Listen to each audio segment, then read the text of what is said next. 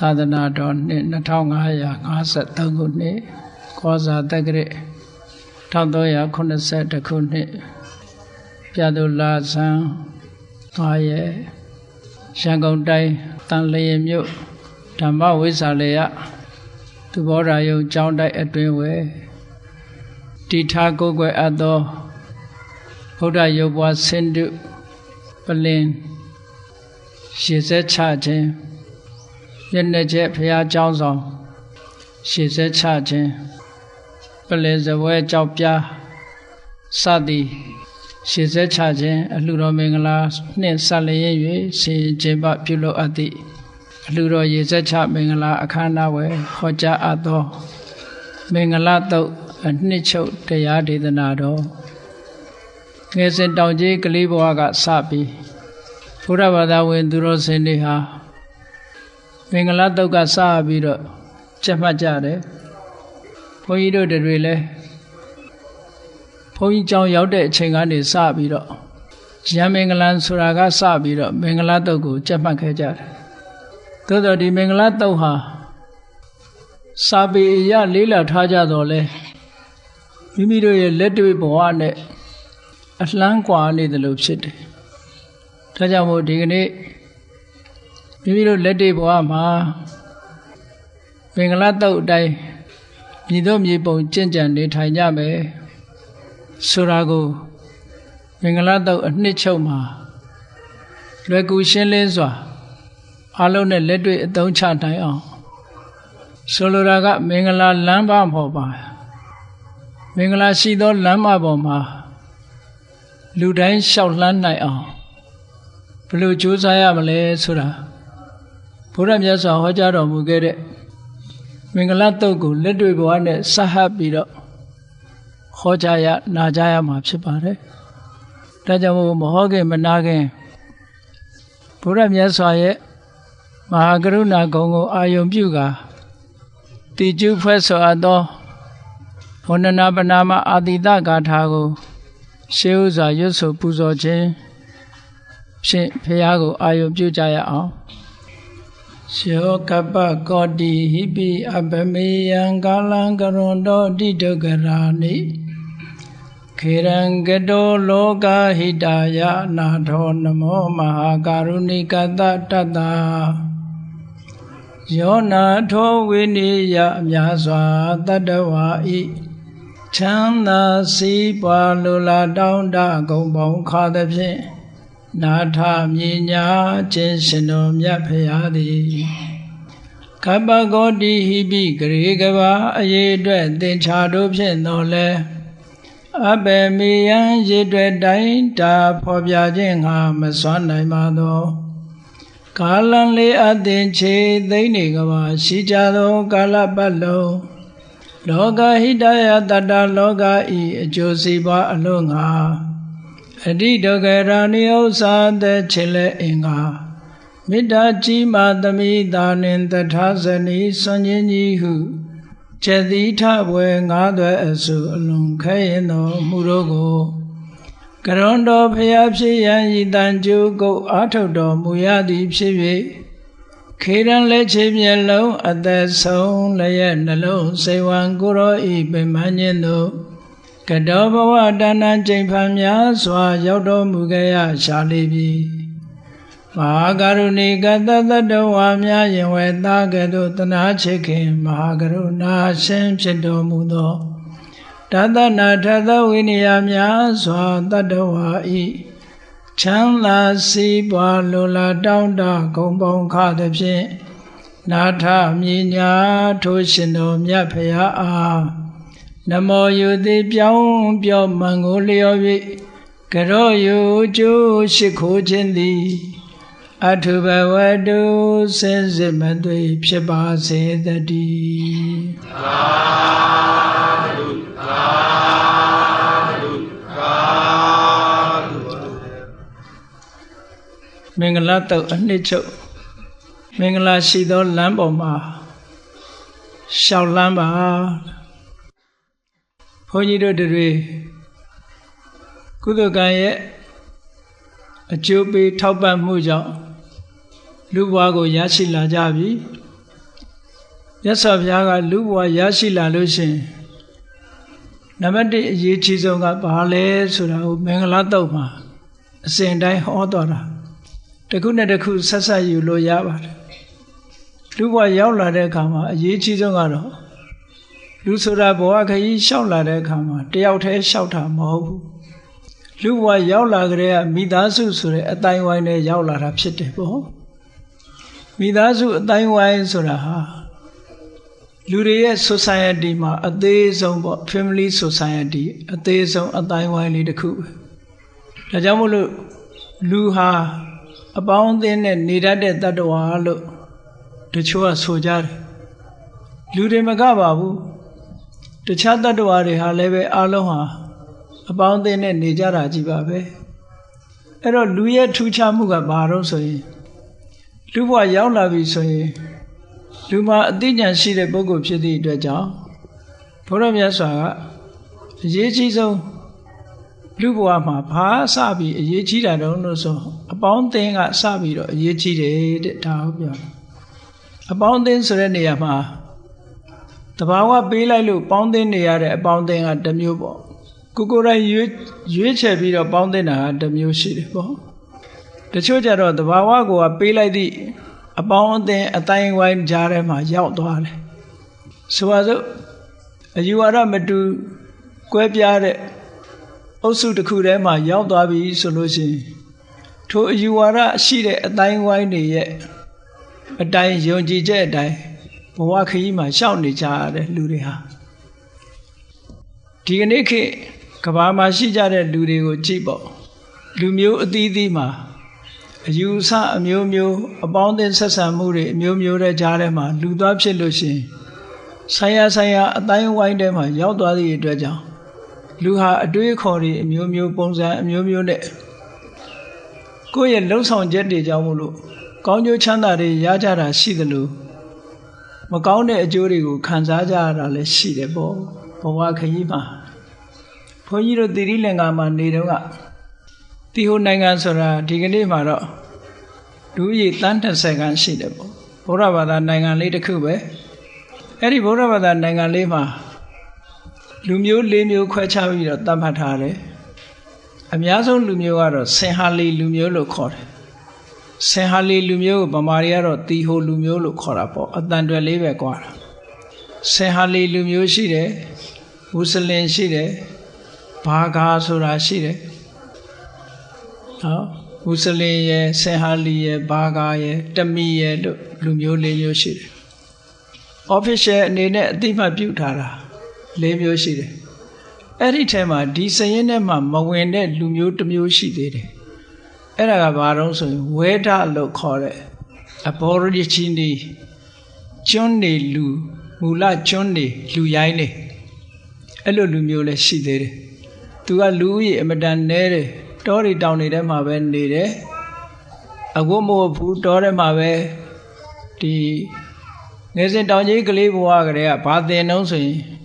မြားပြစ်တာသင်တယ်လှန်ထိုးတာသင်တယ်အကောင်ကောင်လေးဖမ်းပြီးတော့တပ်ဖြတ်နည်းတွေသင်တယ်ဒါပဲရှိတယ်သူတို့မှာနော်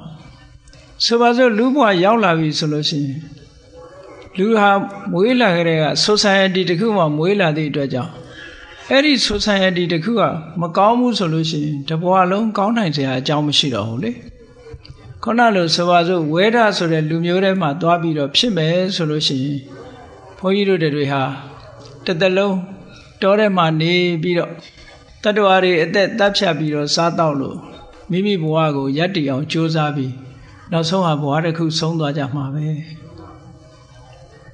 အဲ့တော့ဒါကဘဝက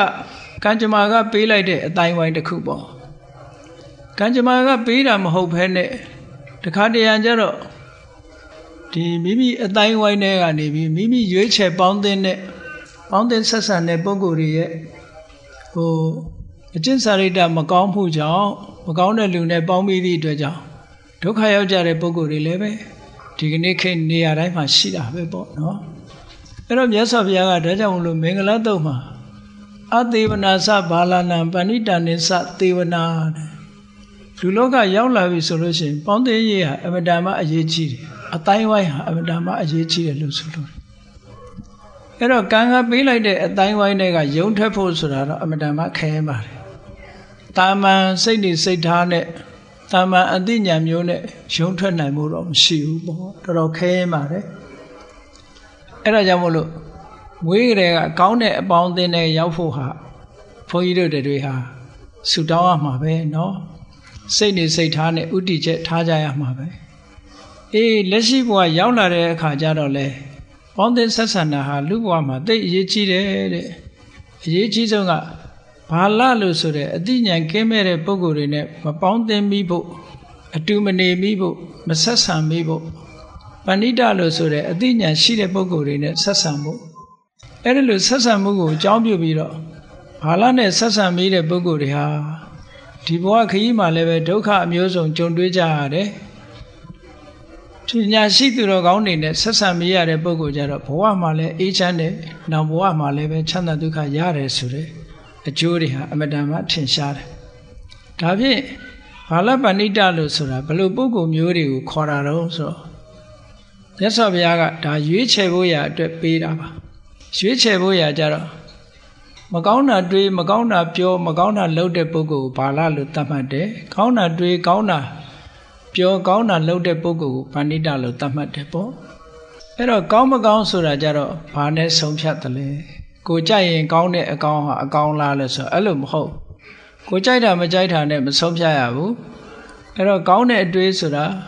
တစ်ဖက်သားကိုအဖြစ်မဖြစ်တဲ့အတွေးမျိုးတစ်ဖက်သားကိုညှဉ်းပန်းနှိပ်စက်လို့တဲ့အတွေးမျိုးကိုယ့်ကိုထိခိုက်နစ်နာစေလို့တဲ့အတွေးမျိုးလောကကြီးကိုအကျိုးမပြုတဲ့အတွေးမျိုးလောကကြီးကိုပျက်စီးစေတဲ့အတွေးမျိုးအပြောမျိုးအလောက်ကံမျိုးတွေဟာမကောင်းဘူးလို့သတ်မှတ်ရမယ်အများအတွက်အကျိုးဖြစ်တဲ့အတွေးအများအတွက်အကျိုးဖြစ်တဲ့အပြောအများအတွက်အကျိုးဖြစ်မဲ့အလုပ်ဒါတွေကကောင်းတယ်လို့သတ်မှတ်ရအဲ့ဒါလို့လူလောကရောက်လာပြီဆိုလို့ရှိရင်နံပါတ်1ဘုန်းကြီးတို့ဟာရွေးချယ်လို့ရတဲ့ဘဝမှာပေါင်းသင်းဆက်ဆံရေးနဲ့ပတ်သက်ပြီးတော့ရွေးချယ်ဖို့လိုအပ်တယ်လို့မြတ်စွာဘုရားပထမဆုံးမင်္ဂလာခရီးကိုစတင်လျှောက်လှမ်းဖို့ရာအတွက်ဒါကိုဥစွာဟောတာเนาะအဲ့တော့အပေါင်းအသင်းဆက်ဆံမှုဟာရေးကြည့်တယ်ကဲပေါင်းသင်းဆက်ဆံပြီးတဲ့အခါမှာလူတွေရဲ့ society တဲ့နေတဲ့အခါမှာဘာလုပ်ဖို့လိုအပ်တယ်လဲလို့ဆိုရင်ပူဇာစပူဇေနေရနာလေးပေးယူသည်လေးစားတတ်တဲ့ပုဂ္ဂိုလ်တွေကိုယူသည်လေးစားရမယ်လို့ဒီလိုဆိုလို့တယ်ပူဇော်တယ်ဆိုတဲ့စကားလုံးကပါဠိရလာတာဆိုလူတွေကနားလည်နေကြတာပန်းနဲ့ပူဇော်တာတို့ဘာတို့ဒါမျိုးတွေလှူဝတ္ထုနဲ့ပူဇော်တာတို့ဒါဟိုသာပူဇော်တယ်လို့နားလိုက်ပူဇော်တယ်ဆိုတာ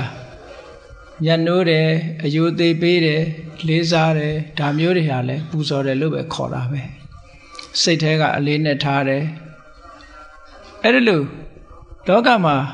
ပူဇော်လိုက်တဲ့ပုဂ္ဂိုလ်ကိုပူဇော်ခြင်းဖြင့်ကိုယ်မှာအသိဉာဏ်တွေတိုးပွားစေနိုင်တယ်ဒါကြောင့်မို့ကိုယ့်ရဲ့ဝတ္တရားနံပါတ်1ရွေးချယ်ရမှာကအပေါင်းအသင်း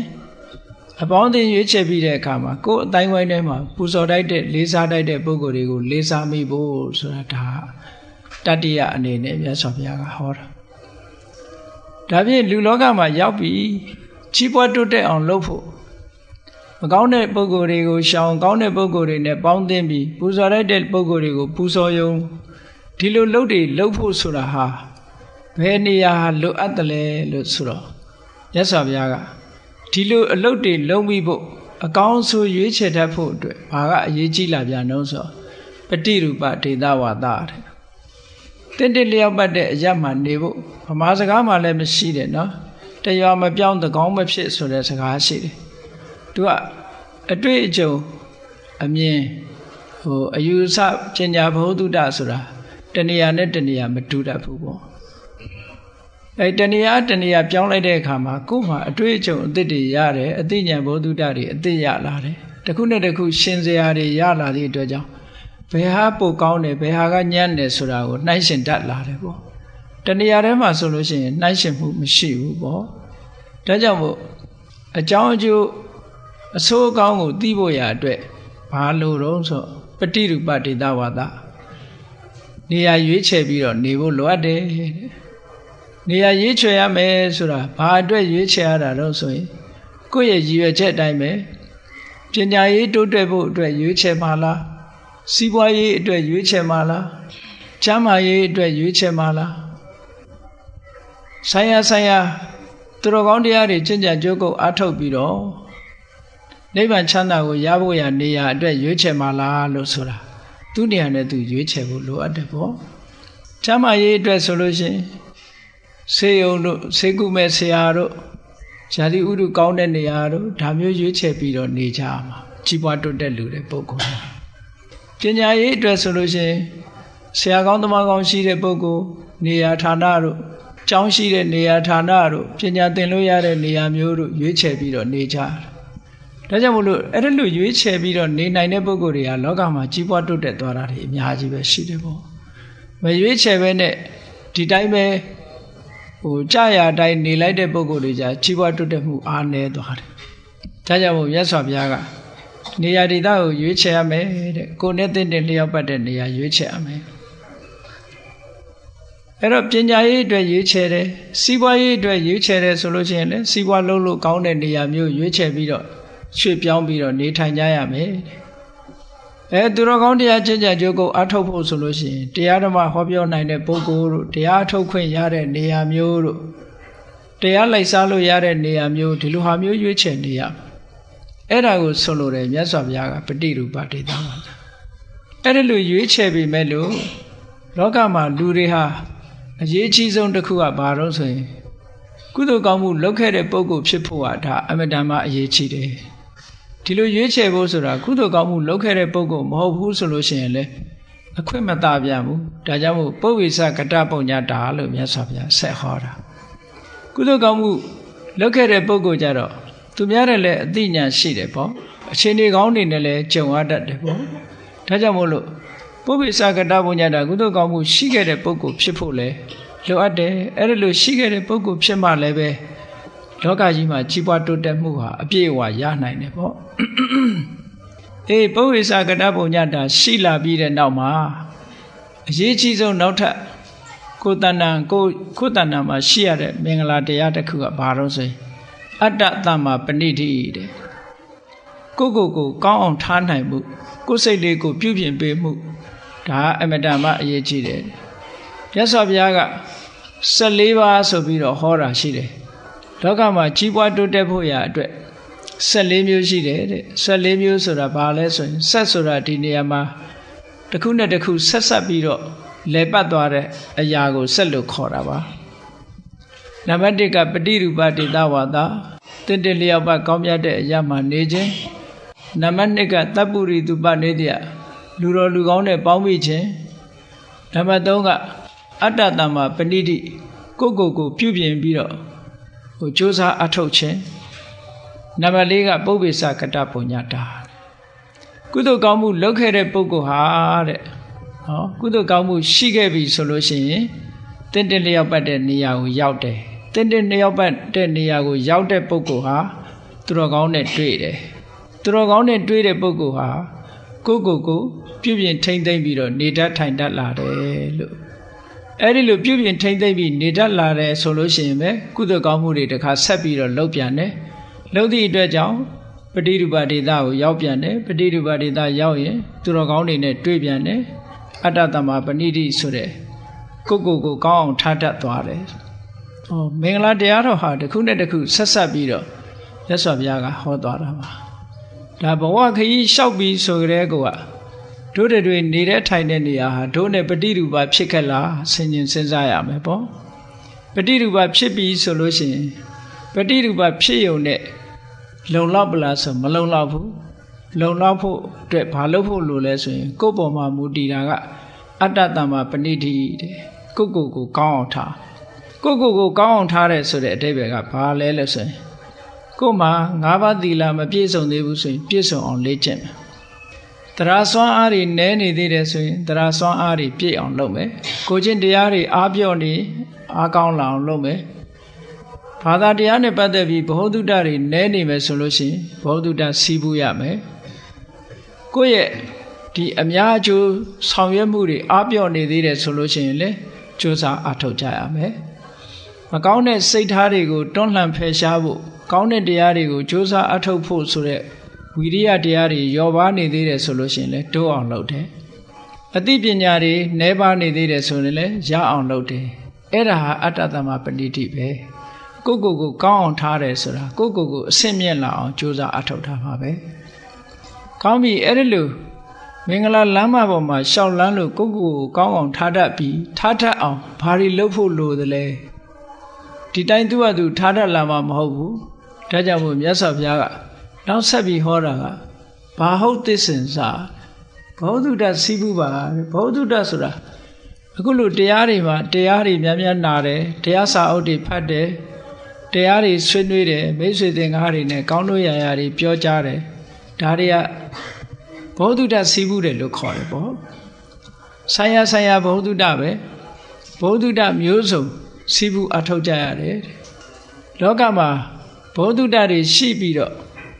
ဒီစာဝတ်နေရေးပြည့်စုံဖို့အတွက်လည်းပဲမြတ်စွာဘုရားကသိပ္ပတဲ့လက်မှုပညာတို့နှုတ်မှုပညာတို့ဘဝယတ္တိရေးအတွက်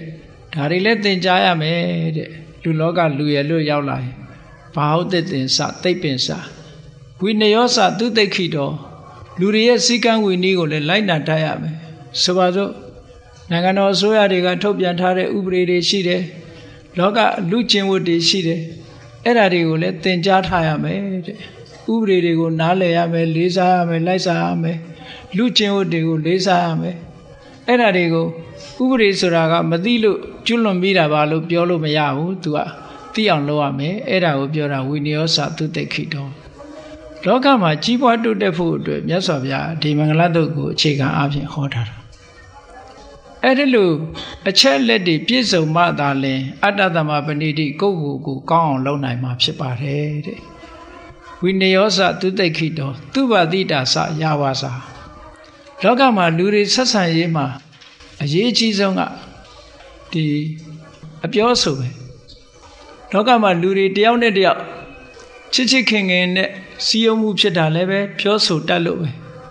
ကွဲပြားသွားကြတာလည်းပဲအပြောဆိုမတတ်လို့ပဲဒီပြောဆိုခြင်းတစ်ခုဟာအမတန်မှထိရောက်တယ်ဒါကြောင့်မို့သူပါတိတာစယာဝါစာစကားကောင်းကောင်းပြောတတ်တန်ရမယ်ဒါဖြင့်စကားကောင်းပြောတယ်ဆိုတာဘယ်လိုဟာမျိုးပြောတာလဲလို့ဆိုလို့ရှိရင်မြတ်စွာဘုရားကဟောထားတာလေးတွေရှိတယ်စကားပြောတော့မယ်ဆိုလို့ရှိရင်စကားဆိုတာပါဇက်ဆိုတာစကားပြောဖို့နဲ့စားဖို့ထားတယ်လို့ဆိုတာဟုတ်တယ်ပါဇက်ရဲ့အသုံးချတာကစကားပြောဖို့နဲ့စားဖို့ပဲသို့တော့ပြောစရာဆိုစရာတွေဟာစီကံကလနာမရှိရှောက်ပြောလို့ရမလားလို့ဆိုမရဘူးတဲ့မြတ်စွာဘုရားကသူပါတိတကောင်းတဲ့စကားမျိုးဖြစ်အောင်ဘာလုပ်ရမလဲဆိုတော့စီကံကျက်ထားတာကကိုဒိဋ္ဌံထားကာလေနဝက္ခမိနောအကာလေနငါစကားပြောရင်ပြောတဲ့အချိန်မှာပြောမယ်မပြောတဲ့အချိန်မပြောပါဘူးဟုတ်လားဘာဖြစ်လို့တော့ဆိုရင်စကားကောင်းမယ်ဖြစ်စေမပြောတဲ့အချိန်သွားပြောမိလို့ရှိရင်စကားကောင်းမဖြစ်တတ်ဘူးတဲ့ဒါကြောင့်မို့စကားပြောရင်ပြောတဲ့အချိန်ပဲပြောမယ်မပြောတဲ့အချိန်မပြောဘူးပြောတဲ့အချိန်မပြောတဲ့အချိန်ဆိုတာတော့အသိဉာဏ်နဲ့ရွေးချယ်ရမယ်ပေါ့အေးပြောတဲ့အချိန်ရောက်လို့ပြောပြီဘယ်လိုပြောမလဲဆိုလို့ရှိရင်တဏ္ဍေနဝက္ခမိနောဖရုသေနရင်ကြီးပြောမယ်ရိုင်းဆိုင်မပြော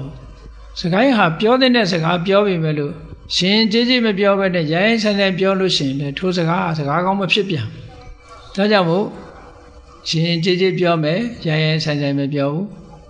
အေးရင်ကြီးတဲ့စကားတိုင်းမှားယွင်းနေဆိုရင်အသုံးဝင်ဘူးဒါကြောင့်မို့မြတ်စွာဘုရားကဘူတေနဝက္ခမိနောအဘူတေနမှန်တာပဲပြောမယ်မမှန်တာမပြောဘူးတဲ့အေးမှန်တိုင်းကောင်းသလားလဲဆိုတော့မှန်တိုင်းမကောင်းဘူးအကျိုးရှိမှကောင်းတယ်ဒါကြောင့်မို့အထတန်ဟိတေနဝက္ခမိနောအနထတန်ဟိတေနတဲ့ဟောကိုပြောတဲ့စကားတစ်ခုဟာအထိပ္ပယ်ရှိနဲ့အကျိုးစီးပွားကိုဖြစ်ပေါ်စေနိုင်တဲ့စကားမျိုးပြောရမယ်တဲ့ကောင်းကျိုးချမ်းသာကိုရစေတဲ့စကားမျိုးဖြစ်စေရမယ်အေးကောင်းပြီအဲ့ဒီစကားမျိုးကိုပြောပြီဆိုတဲ့အခါစိတ်ထဲကဘယ်လိုနှလုံးထားရမလဲလို့ဆိုရင်မေတ္တာစိတ်တေနဝက္ခမိနောဒေါသံတရောမေတ္တာစိတ်နဲ့ပြောမယ်တဲ့ဒေါသစိတ်နဲ့မပြောဘူးတချို့ကစိတ်ဆိုးနေမှဒေါသထွက်တာမဟုတ်ဘူးတချို့ကအမုန်းတရားကြောင့်ကြောက်တွန်းတာရှိသေးတယ်ခုခေတ်ပြောကြတာအချွန်နဲ့မှတယ်ဆိုတာပေါ့နော်ချိုတာတာလေးပြောတိုင်းစကားကောင်းမဟုတ်ဘူးအတွင်းစိတ်ဓာတ်ကအမတန်အရေးကြီးတယ်ပေါ့နော်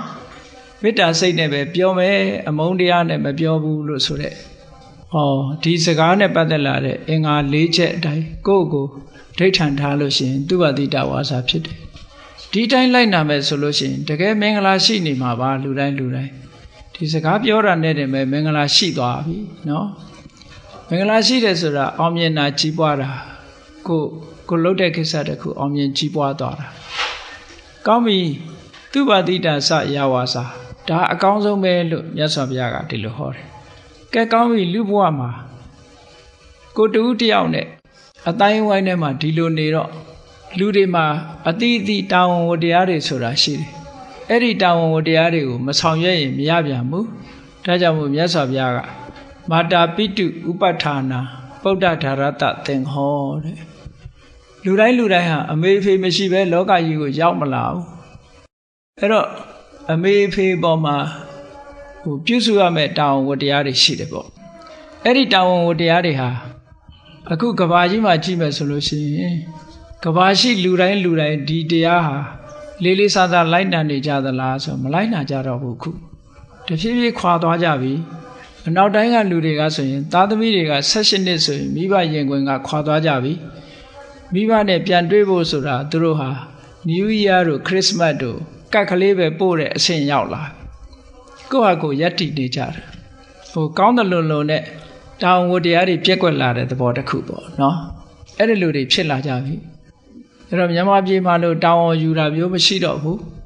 အဲ့တော့မြတ်စွာဘုရားကဒါကိုအလေးနဲ့ society တစ်ခုမှာမာတာပိတုဥပဋ္ဌာနာအမေဖေကိုပြုစုလို့ကြွေးရမယ်ဆိုတာလူတွေရဲ့တာဝန်ဝတ္တရားတစ်ခုဘုန်းကြီးတို့စီနှစ်စဉ်လာပြီးတော့ဂျာမနီကနေပြီးတော့သင်တန်းလာတက်တဲ့တက္ကမကြီးတယောက်ရှိတယ်ဒီနေ့သူမိခင်ဖခင်တွေကအသက်80ကျော်နေတော့သူမလာနိုင်ဘူးသူတခြားညင်မတွေလည်းရှိတယ်ဒါပေမဲ့တခြားညင်မတွေကသူ့လုပ်တွေနဲ့သူမလုပ်နိုင်ကြဘူးသူကတော့သာသနာပေါင်းဝင်ပြီးတော့သီလရှင်ဝတ်ထားတယ်ဝတ်ထားသည့်အတွက်ကြောင့်သူကလည်းညီးတယ်တာဝန်တွေမယူနိုင်ဘူးပေါ့သူတရားပဲသူလုပ်ချင်တယ်ဒီနေ့စာလားတင်ရတာမတင်နိုင်ဘူးဆိုတော့ဘုန်းကြီးကသူတယ်လီဖုန်းဆက်တော့လှမ်းပြီးတော့အားပေးစကားပြောတယ်ဒါမိဘနှစ်ပါးကိုပြုစုလို့ကြွေးတယ်ဆိုတာအလွန်မွန်မြတ်တဲ့မင်္ဂလာတရားပါဘုရားလောင်းတော်တွေဟာကိုကျိုးကိုစွန့်ပြီးတော့မိဘကိုပြုစုလို့ကြွေးကြတဲ့ပုံမြင်တွေပုံဝတ္ထုတွေ9စာထဲမှာရှိပါတယ်အမတန်မွန်မြတ်တဲ့ဒါလည်းကုသိုလ်ကောင်းမှုလုပ်ငန်းတစ်ခုကိုလုပ်နေတယ်ကိုဆောင်ရွက်เสียလုပ်ငန်းတစ်ခုကိုလုပ်နေတာပါလို့ဒါကြောင့်မို့လာမတဲ့ရဒီနေ့စာလားမတင်ရပေမဲ့ဝမ်းနေเสียမလို့ဘူးကိုလုပ်နေတဲ့အလုပ်ဟာအလွန်မွန်မြတ်တဲ့အလုပ်ဘုရားစကားနားထောင်တဲ့အလုပ်ပဲလို့ဆိုတော့သူစိတ်ချမ်းသာသွားတဲ့အကြောင်းပြန်ပြီးတော့ပြောတယ်လောကမှာမိဘကိုပြုစုလုပ်ကြွေးမှုဆိုတာတွေကလေဟင်းလာတယ်ပေါ့ဒါကြောင့်မို့မြတ်စွာဘုရားကလောကမှာလူတွေဟာကိုယ်ဝတ္တရားတွေကိုတာဝန်မဲ့လာပြီဆိုလို့ရှိရင်ကြီးပွားတိုးတက်မှုလမ်းကြောင်းကဖေးချော်လာတာပဲမင်္ဂလာလမ်းကိုမလျှောက်လမ်းကြတော့ပဲနဲ့လမ်းဆိုးတွေကိုလျှောက်လာကြတော့ဒုက္ခရောက်မှာပေါ့နော်ဒါကြောင့်မို့လို့မြတ်စွာဘုရားကလိုက်တိုင်ရမယ့် duty ဆိုတာမိဘရှိတဲ့ပုဂ္ဂိုလ်ကမိဘကိုပြုစုလုပ်ကြွေးဖို့ဟာဒါအမတန်မှအရေးကြီးတယ်တခါတစ်ဖက်ကလည်းပဲပုဒ္ဒဓာရတသင်္ဟောအိမ်တော်ရဲ့သားကြလို့သားနဲ့မယားနဲ့နေတဲ့ပုဂ္ဂိုလ်တွေဟာကိုယ်တန်အောင်ဝတရားကိုဆောင်ရွက်ကြဖို့အရေးကြီးတယ်ဆိုတာဒါ family society ရဲ့ညီညွတ်မှုအတွက်မြတ်စွာဘုရားကဟောထားတာဥမကွဲတိုင်းမဲ့ပြက်နော်မိသားစုဟာဘဝခရီးကိုလက်တွဲပြီးတော့ရှောက်ကြနိုင်ငံသားတွေကြတော့ပုဒ္ဒဓာရတသင်္ဟောဆိုအလွန်အားနည်းသွားပြီ divorce ဆိုမကြလောက်ကြတယ်သူတို့နော်အခုသဘောကျရင်တွဲနေတယ်သဘောမကျရင်ခွဲလိုက်ကြတယ်ဒီလူနဲ့သဘောကျရင်တွဲလိုက်တယ်ဟိုလူနဲ့သဘောကျရင်ထပ်တွဲလိုက်တယ်ဘယ်သူမှတိတ်ခရီးမဆိုင်ကြတော့ဘူးကိုလန်းကိုရှောက်နေတယ်ဆိုတဲ့ပုံစံမျိုးတွေအများကြီးလောကမှာပေါ်လာဒါကမင်္ဂလာတရားကိုမျက်ကွယ်ပြုလာတဲ့အတွေးတွေလောကကြီးမှာပေါ်လာတယ်ဆိုတဲ့သဘောကိုပြောပြတာနော်ဒါကြောင့်မို့မြတ်စွာဘုရားကဒါမှန်ကန်တဲ့လမ်းကြောင်းကတော့ပုဒ္ဒဓာရတသင်္ဟောဘဝခရီးမှာလက်တွဲလာပြီဆိုလို့ရှိရင်အပြန်အလှန်ထောက်ကူပြုရမယ်သင်္ဃဟချီးမြှောက်တယ်ဆိုတာဘာပြောတာလဲချီးမြှောက်တယ်ဆိုတာနီလန်း၄တွေရှိတယ်နံပါတ်1ကဒါနပေးတာကမ်းတာနံပါတ်2ကပိယဝါစာကျင်နာတဲ့စကားမျိုးပြောတာနံပါတ်3ကအဋ္ဌစရိယာကိစ္စဝိစ္စကိုဆောင်ရွက်ပေးတာ နံပါတ်၄ကတမာနတ္တတာကိုယ်နဲ့ဓာတ်နုထားပြီးတော့ဆက်ဆံတာ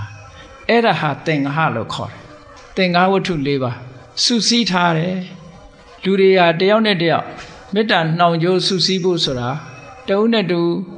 ပေးသင်ကမ်းသင်တာကိုပေးရကမ်းရတယ်နော်ပေးယုံကမ်းယုံနဲ့တည်းမရဘူးဘာလို့ရတော့ဆိုရိုင်းဆိုင်နဲ့ရိုင်းပြတဲ့စကားမျိုးပြောရင်လည်းစိတ်ထိခိုက်တတ်တယ်ဒါကြောင့်မို့ကျင်နာတဲ့စကားပြောရမယ်သူ့အလုပ်ကိုယ့်အလုပ်ခွဲခြားထားပြီးဝိုင်းမလုပ်ဘူးဆိုလို့ရှိရင်လည်းပဲစိတ်ဓာတ်တွေကြတတ်တယ်ဒါကြောင့်မို့သူ့အလုပ်ကိုယ့်အလုပ်မရွေးပဲနဲ့သူကိစ္စရှိရင်လည်းဝိုင်းလုပ်တယ်ကိုယ်ကိစ္စရှိရင်လည်းဝိုင်းလုပ်တယ်အထစရိယနောက်ပြီးတော့ကိုယ်နဲ့ဓာတ်နုထားတချို့က look down လုပ်တာဆိုတာထင်သေးပြီးတော့ဆက်ဆံတာမျိုးတွေဖြစ်လာလို့ရှိရင်တူနဲ့တူမေတ္တာပြတ်တတ်တယ်တဲ့ဒါကြောင့်မို့ဗုဒ္ဓဓာရတသင်္ဃဟောဆိုတာဒါတွေကိုပြောလိုတာနော်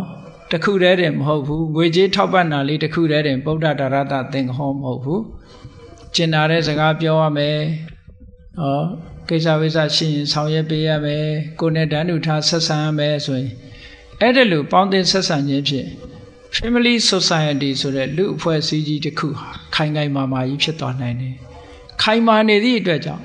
အန္တရာယ်တွေဘာတွေကြာရောက်လာတဲ့အခါကျတော့စုပြီးတွန်းလှန်နိုင်တာပေါ့ကြံ့ကြံ့ခံနိုင်တာပေါ့တောကဖြစ်เสียဆိုရင်လည်းဝိုင်းပြီးတော့ဖြည့်ရှင်းပေးတယ်လူဆိုတာတယောက်တည်းဆိုရင်အားငယ်တယ်ပေါ့အများနဲ့အတိုင်းဝိုင်းနဲ့ဆိုရင်အင်အားတွေပြည့်လာပြီးတော့အခက်ခဲတွေကိုကျော်လွှားနိုင်တယ်ဒါတွေကိုရည်စူးပြီးတော့မြတ်စွာဘုရားဟောထားတာဗုဒ္ဓဓာရတသင်္ဃဟောအနာကုလသကမ္မန္တာအလုတ်လုတ်တဲ့အခါမှာတည်တည်တတ်တတ်လှုပ်ဖို့လိုတယ်ကိုလှုပ်သည့်အလုတ်ကပြဿနာတွေခဏခဏတက်တာမျိုးမဖြစ်စေရဘူးလို့ဆိုလို့တချို့ကအလုတ်ကိုမတည်မတတ်လှုပ်သည့်အတွက်ကြောင့်ပြဿနာတက်လာတာမျိုးတွေဖြစ်တယ်ကြိုးစားအထောက်မှုရောနေသည့်အတွက်ကြောင့်ပြဿနာတက်လာတာမျိုးတွေရှိတယ်ဆိုပါစို့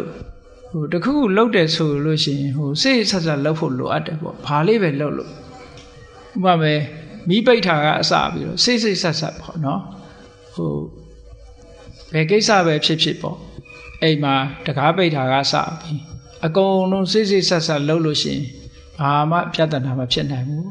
တချို့ကအဲ့ဒီအမှတ်တမဲ့လှုပ်လိုက်ပြီဆိုလို့ရှိရင်အဲ့ဒီကနေအမှတ်တမဲ့ကနေပြီးတော့ပြဿနာတွေတက်လာတတ်တယ်ဒါကြောင့်မို့မြတ်စွာဘုရားအနာကုလကမ္မန္တာကိုလှုပ်တဲ့အလုပ်ဟာစိတ်ဆက်သေးချတဲ့အလုပ်မျိုးလုပ်ပါလို့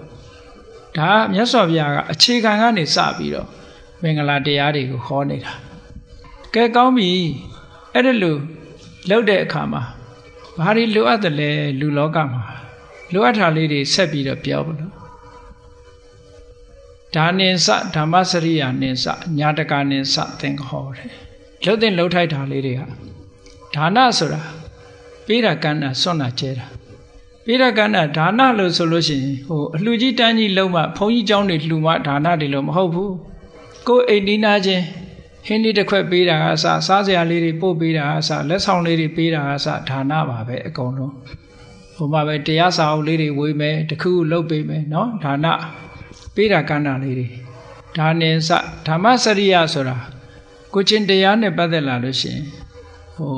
ကုသိုလ်ကမ္မပဋ္ဌတရား10ပါးကိုကျင့်သုံးရမယ်ဓမ္မစရိယဆိုတာကုသိုလ်ကမ္မပဋ္ဌတရား10ပါးကျင့်သုံးတယ်ဆိုတော့သူ့အသက်ကိုတတ်ခြင်းကရှောင်ခြင်းတယ်သူ့ဥစ္စာခိုးခြင်းကရှောင်ခြင်းတယ်သူတစ်ပါးသားမယားဆွန်ကားခြင်းကဒါတွေကအမတန်ရိုးနေပြီမဲ့လို့တိတ်အဓိကကြတဲ့တရားတွေပဲလူလောကမှာနော်လူလောကမှာတိတ်ပြီးတော့အဓိကကြတယ်ဒုစရိုက်10ပါးကရှောင်ခြင်းပြီးတော့သူစရိုက်တရားတွေကိုကျင့်သုံးတာဟာဓမ္မစရိယလို့ခေါ်တယ်ဓမ္မစရိယကျင့်သုံးနေတဲ့ပုဂ္ဂိုလ်တရားဟာဘယ်လိုမှဘဝခရီးကိုရှောက်လန်းတဲ့အခါမှာအောက်တန်းနောက်တန်းကျသွားမှာမဟုတ်ဘူးတဲ့အဲ့ဒီပုဂ္ဂိုလ်ကတိုးတက်လာတဲ့ပုဂ္ဂိုလ်ညာတကာနဲ့စသင်္ဃဟောကိုဆွေတဲ့မျိုးတဲ့ဆွေမျိုးဆိုတဲ့နေရာမှာဒီကိုနဲ့အမျိုးတော်တာကဒါအနည်းဆုံးဆွေမျိုးလို့ပြောရမှာပေါ့ဆွေမျိုးဆိုတာကိုချက်ကြည့်လိုက်မယ်ဆိုရင်တိုင်းပြည်တစ်ပြည်လုံးဟာကိုဆွေမျိုးပဲဥပမာပဲမြန်မာဆိုလို့ရှိရင်မြန်မာလူမျိုးတွေဟာအကုန်လုံးဟာကိုဆွေမျိုးဖြစ်သွားပြီပေါ့တချို့ကအမျိုးချစ်တယ်ဆိုတာဟာကိုသားတို့ကိုသမီးတို့ကိုတူတို့ဘာတို့ဒါမျိုးတွေလို့ဒီလိုကြီးမဟုတ်ဘူးเนาะအမျိုးဆိုတဲ့နေရာမှာကိုလူမျိုးဆိုတာပါပါတယ်ပေါ့အဲ့ဒါလို့မိမိရရှိလာတဲ့မိမိဘက်ကနေပြီးတော့ညာတကာနဲ့စသင်္ဃောဆွေတွေမျိုးတွေကိုထောက်ပံ့တယ်ဆိုတာ ထောက်ပံ့တယ်ဆိုတဲ့နေရာမှာပေးတာကဏ္ဍတစ်ခုတည်းမဟုတ်ဘူးခုနပြောတာလို့သင်္ကားဝတ္ထုတရား၄ပါးပဲလှုပ်ရှားရှိတာသွားလှုပ်ပေးတယ်ကုညီစရာရှိရင်ကုညီတယ်ဓာတ်နုထားဆက်ဆံတယ်ဟောတာတွေကညတကနဲ့စသင်ဟောပဲအိမ်နီးနာချင်းဖြစ်စေဆိုင်နီးနာချင်းဖြစ်စေအလုပ်တူလုပ်တဲ့ပုံကိုယ်တွေပဲဖြစ်စေအဲ့ဒီပုံကိုယ်တွေကိုကုညီထောက်ပံ့ပေးရမယ်တဲ့ဒါမင်္ဂလာရှိတဲ့လုပ်ရတည်ပဲလို့ကဲကောင်းပြီအဲ့ဒါပြီးတော့ဒါတွေကလှုပ်တဲ့လှုပ်ထိုက်တာတွေလှုပ်ပြီးတော့မလှုပ်တဲ့နာတွေကိုပြောမလို့မြတ်စွာဘုရားအာရတိဝိရတိပါပါကိုယ်ကိုနှိမ့်ချသွားစေတတ်တဲ့အလုပ်ကိုပါပလို့ခေါ်တယ်ပါပဆိုတာနှိမ့်ချသွားစေတတ်တယ်ဒါလှုပ်ရင်ဒီဘဝမှာလည်းနှိမ့်ချတာဥပမာလူတယောက်ဟာဆိုပါစို့သူများပစ္စည်းကိုမတရားယူလိုက်ပြီဆိုတဲ့ဒီလူရဲ့ဂုဏ်သိက္ခာနှိမ့်ချမသွားဘူးလားနော်လိန်ပြောလိုက်ပြီဆိုရင်လည်းဒီလူဟာသိက္ခာနှိမ့်ချသွားအဲ့ဒါလို့နှိမ့်ချသွားစေတာနောင်ဘဝအပယ်ကြတာကနောင်မှဒီဘဝတင်တစ်ခုလုံးလိုက်ရင်ဒီလူရဲ့သိက္ခာကျသွားအဲ့ဒါလို့နှိမ့်ချသွားစေတတ်တဲ့အလုပ်တွေကရှောင်ပါတဲ့ဒါကတော့ဒုစရိုက်တွေပါပဲအားလုံးအာရတိဝိရတိပါပါမစ္ဆပါဏာစတိုင်မောဝိရစေဝတေတေတောက်စားခြင်းကရှောင်ဒါကဘာဖြစ်လို့ရှောင်ခိုင်းတာတုံးဆိုလောကမှာမူရစေဝတေတေတောက်စားပြီဆိုလို့ရှိရင်စဉ်းစားကြည့်လေအဲ့ဒီပုဂ္ဂိုလ်ဟာသူကမူရစေတတ်တဲ့အစာကိုအသုံးပြုသည့်အတွက်ကြောင့်သူ့ရဲ့ဆိုပါစို့ခုခေတ်စကားနဲ့ပြောလို့ရှိရင်အုံနှောက်ဟာပုံမှန်ဖြစ်မလာနိုင်တော့သူတွေးတဲ့အတွေးခေါ်တွေကမှားယွင်းလာနိုင်တယ်ပေါ့မှားယွင်းလာတဲ့ပုဂ္ဂိုလ်တယောက်ရဲ့အတွေးခေါ်ဟာလောကကြီးကိုဘယ်လိုမှအကျိုးမပြုနိုင်သူ့ရဲ့ကောင်းကျိုးချမ်းသာကိုလည်းပဲသူမဆောင်ရွက်နိုင်ဘူးအများရဲ့ကောင်းကျိုးချမ်းသာကိုလည်းမဆောင်ရွက်နိုင်ဘူးဒါကြောင့်မို့လို့ဒီကနေ့ခေတ်မူရစေဝါဆိုတာဘယ်နိုင်ငံကမှလက်မခံဘူးနော်လက်ခံထားတာလို့မဟုတ်ဘူးနော်မူရစေဝါကိုဘယ်နိုင်ငံမှလက်မခံဘူးဘာဖြစ်လို့လဲဆိုရင်လူရဲ့အတိုင်းဝိုင်းကြီးကိုဖျက်ဆီးနိုင်တာဒါကြောင့်မို့လို့ဒါကိုလည်းပဲရှောင်သင့်တယ်လို့ဆိုတာမြတ်စွာဘုရားဟောထားတယ်အဲ့ဒီလိုရှောင်လိုက်မှခုနကကိုယ်ဘဝလမ်းကြောင်းခရီးကိုဖြောင်းဖြောင်းရှောက်တန်းနိုင်မှာဖြစ်ပါတယ်ဒါအခြေခံပိုင်းကမြတ်စွာဘုရားဟောလိုက်တာလူလောကမှာဒီအဆင့်လောက်ရောက်သွားပြီဆိုရင်ဒါလူတော်လူကောင်းလို့သတ်မှတ်ကြတယ်လေလူတော်လူကောင်းလို့သတ်မှတ်ကြပြီဒီအချိန်မှာမင်္ဂလာတရားတွေဒီလောက်ပြည့်စုံသွားပြီဆိုရင်ဒါလူလောကတာမန်ပုဂ္ဂိုလ်တွေကလူတော်လူကောင်းတွေဖြစ်သွားကြပြီလူတော်လူကောင်းဖြစ်သွားပြီးတော့ရှေ့တစ်ဆင့်တက်ကြမလားရှေ့တစ်ဆင့်တက်ချဖို့ကြတော့ပို့ပြီးတော့ကိုယ့်ကိုလူကြီးလူကောင်းဖြစ်ရအောင်ဘာလုပ်ရမလဲဆိုရင်ဂါရောစာနိဝါဒောစာတန်တုဋ္ဌိစာကတိညုတာဒါလူကြီးလူကောင်းတွေရဲ့အည်သွေးတွေပဲသူကတာမန်ပုဂ္ဂိုလ်တွေအည်သွေးမဟုတ်ဘူးဂါရောလေးစားတတ်တယ်အပြန်အလှန်လေးစားတတ်တယ်နော်ဂါရဝတရားရှိတယ်ဆိုတာလေးစားတတ်တာဟုတ်နိဝါဒမာမနမထားဘူးကိုကယာရုဘလောက်မြင့်မြင့်ပစ္စည်းဥစ္စာဘလောက်ချမ်းသာချမ်းသာအများနဲ့ဆက်ဆံတဲ့အခါမှာမာမနဆိုတာမရှိဘူးနိဝါဒလေးစားမဲ့ပုဂ္ဂိုလ်လေးစားတယ်ယူသေးတယ်ဆက်ဆံတယ်ဟောအဲ့ဒီတရားရှိတဲ့ပုဂ္ဂိုလ်တွေဟာမင်္ဂလာလမ်းမပေါ်မှာရှောက်လန်းနေတဲ့ပုဂ္ဂိုလ်တွေပဲဒါကြောင့်မို့အများရဲ့ချစ်ခင်မှုကိုဒီဘဝတည်းမှာသူတို့ရကြတယ်တဲ့တန်တုဋ္ဌိစကတိညုတာဆိုတာတန်တုဋ္ဌိဆိုတာကြတော့လူလောကမှာလူတွေဟာရောင်ရဲတင့်တယ်မှုအားနည်းကြတယ်ပေါ့ရောင်ရဲတင့်တယ်မှုအားနည်းကြီးကြသည့်အတွက်ကြောင့်ရောင်ရဲမှုဆိုတာကိုအတိပ္ပယ်ကောက်မမှားစေရအောင်ရောင်ရဲမှုဆိုတာကိုယ်စီးပွားရေးမတိုးချဲရဘူးပညာရေးကိုမတိုးချဲရဘူးကိုရတာလေးနဲ့ကျင့်နိုင်ရမယ်ဒီလိုဆိုလိုတာမဟုတ်ဘူးနော်ရောင်ရဲမှုဆိုတာမရောင်ရဲဘူးဆိုတာအိမ်မှာဆိုပါစို့အချင်းချက်ထားလို့ရှိရင်အဲ့ဒီနေ့အချိုစားခြင်းအချိုချက်ထားလို့ရှိရင်အဲ့ဒီနေ့အချင်းစားခြင်းများတယ်ကိုယ့်ကိုမရောင်ရဲတဲ့ပုဂ္ဂိုလ်ဟာမိဖို့ကြောင့်ထဲမှာတင်ပဲဒုက္ခရောက်တယ်သူကမရောင်ရဲလို့အတွက်ကြောင့်နော်အရင်တော့တခါကြားဦးတယ်ဟိုအညာမှာသမင်းမွဲထိုင်ရင်ကနေပြီးတော့ငရုတ်သီးမပါလို့တယ်ငရုတ်သီးသွားရှာအောင်မယ်ဆိုထွက်သွားတာအောက်ပြေအောက်ရွာရာပြီးတော့အိမ်တောင်ကျသွားတယ်လို့ပြောအဲ့ဒါမရောင်ရဲနိုင်တဲ့ပုဂ္ဂိုလ်တွေပေါ့နော်မရောင်ရဲဘူးဆိုလို့ရှိရင်ဒုက္ခရောက်တယ်ကိုယ်လည်းဒုက္ခရောက်တယ်ပတ်ဝန်းကျင်ကလည်းဒုက္ခရောက်တယ်ဟောအဲ့ဒါကြောင့်မလို့မြတ်စွာဘုရားကဘာနဲ့ပဲဖြစ်ဖြစ်ရောင်ရဲရမရိယာဆရာတော်ရောင်ရဲတယ်ဆိုတာကြားဘူးကြတယ်မဟုတ်လားမရိယာဆရာတော်ကအငန်ခန့်ငန်လေးကျွေးလိုက်ရင်လည်းစာကြည်တာပေါ့ကွာဒီနေ့ခပ်ပေါ်ပေါ်လေးချက်လိုက်ရင်ငတ်ပြေတာပေါ့ဒီနေ့ နော်ပြော့ပြော့လေးချက်ပေးလိုက်လို့ရှင်လေဒီနေ့မြန်မြန်အစာကြေတာပေါ့နော်မာလေးချက်တော့လဲတောင်းလေးစားရတာပေါ့လို့ဒီလိုပဲအမြဲတမ်းသူကကောင်းတဲ့ဘက်ကကြီးပဲတွေးတယ်နော်ကောင်းတဲ့ဘက်ကကြီးပဲတွေးတယ်အဲ့ဒီကောင်းတဲ့ဘက်ကတွေးတာရှိတဲ့နဲ့ချိန်တဲ့သဘောပဲဟိုအင်္ဂလိပ်ပုံမြင်လေးထဲမှာပါတဲ့ engine driver မီးရထားမောင်းတဲ့လူတယောက်ရောင်ရဲတင့်တယ်မှုကလည်းပဲအတော်တူခိုးစရာကောင်းတယ်သူကရထားမှာ accident ဖြစ်လို့ခြေထောက်တစ်ဖက်ပြတ်သွားဖြတ်လိုက်ရတယ်ဆေးရုံတက်ပြီးဖြတ်လိုက်ရတယ်ဘယ်ကိစ္စဖြစ်သူတို့ကအဆိုးဘယ်တော့မှမပြောဘူးတဲ့အကောင်းကြီးပဲပြောလို့ရှိတယ်တငယ်ချင်းတွေကအင်းဒီတစ်ခါတော့ကွာဒီကောင်ခြေထောက်ဖြတ်ရပြီသူဘယ်လိုများအကောင်းပြောအောင်မလဲသွားနားထောင်ကြဆေးရုံသွားပြီးတော့ကဲမင်းဘယ်လိုများအကောင်းပြောအောင်မလဲပေါ့မင်းခြေထောက်ဖြတ်ရပြီမင်းဒုက္ခရောက်နေဘယ်လိုများအကောင်းပြောအောင်မလို့ဆိုဟိုလူကပြုံးနေတယ်ပြုံးပြီးတော့တငယ်ချင်းတို့ရည်တယ်ငါလည်းဖက်ဖက်ဖိုးသက်သာသွားပြီခါတိုင်းဖက်နှစ်ဖက်ဝယ်ရတယ်အခုတစ်ဖက်ဖိုးသက်သာသွားပြီလို့သူကပြောတယ်အကောင်းဘက်ကပဲတွေးတာကိုပြောတာနော်အဲ့ဒါတန်တုဋ္ဌိရဲ့သဘောလေးတွေပဲရှိတာနဲ့ကိုကျင့်တတ်နိုင်တာပြောတယ်နော်ကောင်းပြီအဲ့ဒီလိုကျင့်တတ်နိုင်တော့ဘာအကျိုးရှိတုံးဆိုစိတ်ချမ်းသာတာပေါ့ရှိတာနဲ့မကျင့်တတ်တဲ့ပုဂ္ဂိုလ်ကဘယ်တော့မှစိတ်မချမ်းသာဘူးလေမကျင့်တတ်သည့်အတွက်ကြောင့်သူ့မှာဘယ်တော့မှလိုဘပြည့်တယ်လို့မရှိဘူးသူများကိုဒုက္ခမပေးခြင်းနေကိုယ့်ဘာကိုယ်မကျေမနပ်ဖြစ်နေတယ်အဲ့ဒီလိုလူမျိုးဒါကြောင့်မို့တန်တုဋ္ဌိကတိညုတာဆိုတာဒါကတော့သူတော်ကောင်းတွေရဲ့အထိတ်အမှတ်တစ်ခု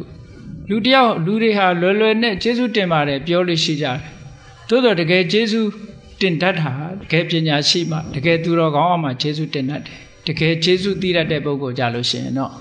အမတန်မှတကယ်ကျေးဇူးသိတတ်တဲ့ပုဂ္ဂိုလ်ကအမတန်ရှားပါတယ်ဟောကျေးဇူးသိတတ်ရမယ်ကျေးဇူးသိတတ်ဖို့လိုတယ်ဘုန်းကြီးတို့ဟိုတဲ့မှာ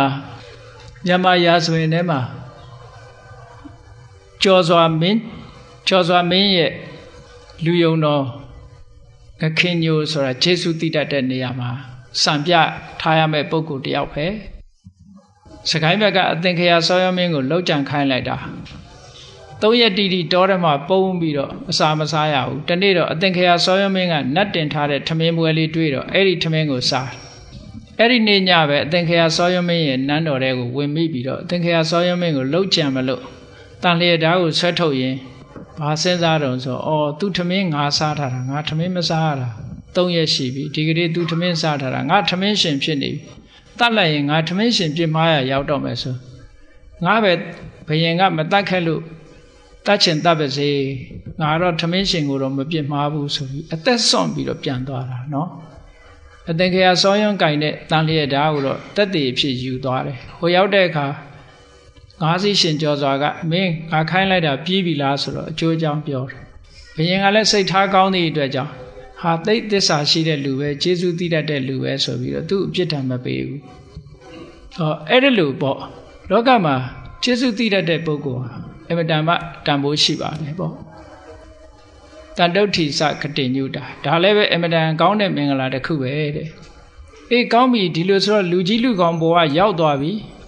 ရောက်သွားတဲ့အခါဒီတဲ့အဆင့်မြင့်ပြီးတော့တန်တရားဝကလွတ်ဖို့ကြိုးစားကြမယ်ဆိုလို့ရှိရင်မြတ်စွာဘုရားကဆက်ပြီးတော့ဟောထားတာတပောစဗျာမစရိယင်စအရိယသစ္စာနာထတနာခန္တီစသောဝစတတာတမနာနိစထတနာနော်အဲ့ဒီတန်တုဋ္ဌိတရားတို့ကတိညုတာတရားတို့ရှိပြီးတဲ့နောက်မှာလောကလူတွေဟာဘာလို့သိခံမှုလိုအပ်တယ်လောကမှာသိခံတယ်ဆိုတာတဦးတယောက်ကလာစော်ကားလို့သိခံတာရှိသလိုအလုပ်တစ်ခုဥမာပဲတရားအထုတ်တယ်မအောင်မဖြင်းကြိုးစားတာဒါလည်းသိခံတာလို့ခေါ်တယ်ပေါ့အေးဒံအပူဒံရာသီဥတုဒံစသဖြင့်သိခံတာတွေဟာအကုန်လုံးသိခံတဲ့ထဲမှာပါတယ်ပေါ့အဲ့ဒီသိခံမှုဆိုတာရှိရမယ်ခန္တီစသောဝစတတာ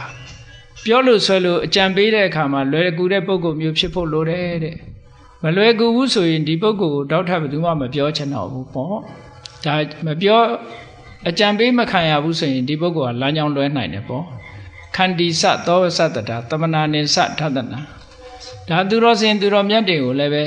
မကြာခဏစိတ်ကတွေးဆုံခြင်းဖြင့်အမှန်တရားတွေကိုသိရှိနားလည်နိုင်တယ်လို့ဒီလိုဆိုလိုတာနော်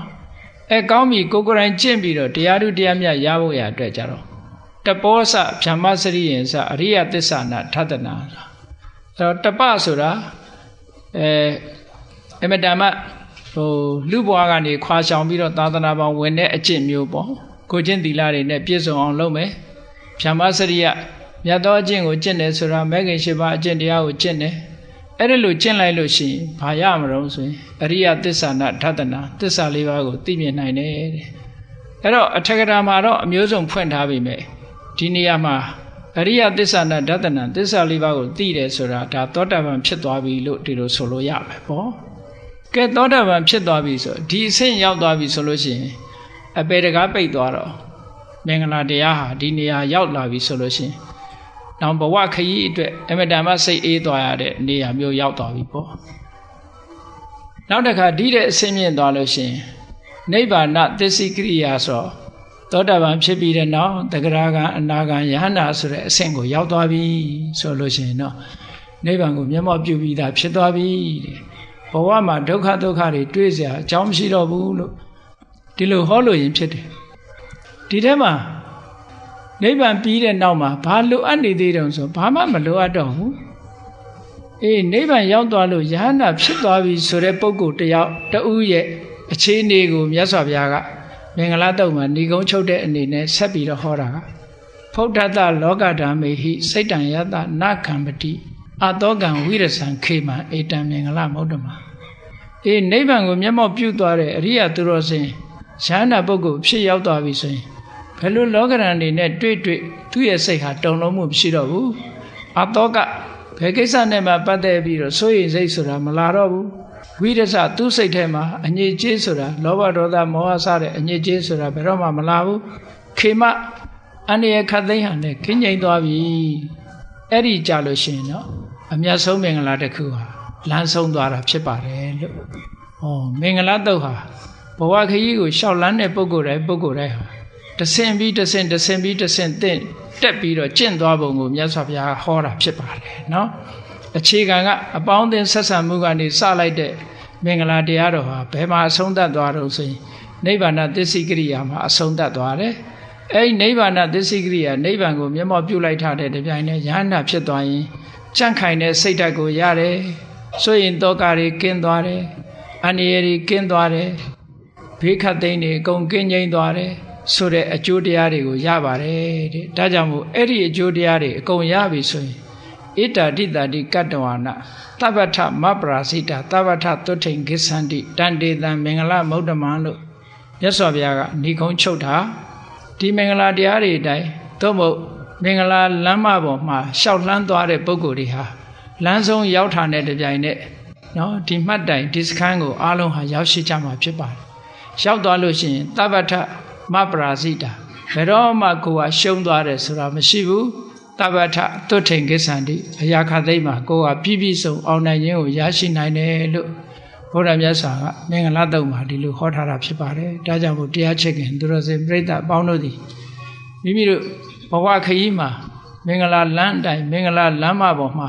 တို့တွေရှောက်လန်းနိုင်အောင်ကြိုးစားအားထုတ်ကြမယ်လို့ကိုစီကိုငါသဘောကျပြီးတော့မင်္ဂလာလမ်းမအတိုင်းရှောက်လန်းနိုင်ကြပါစေကုန်သတည်း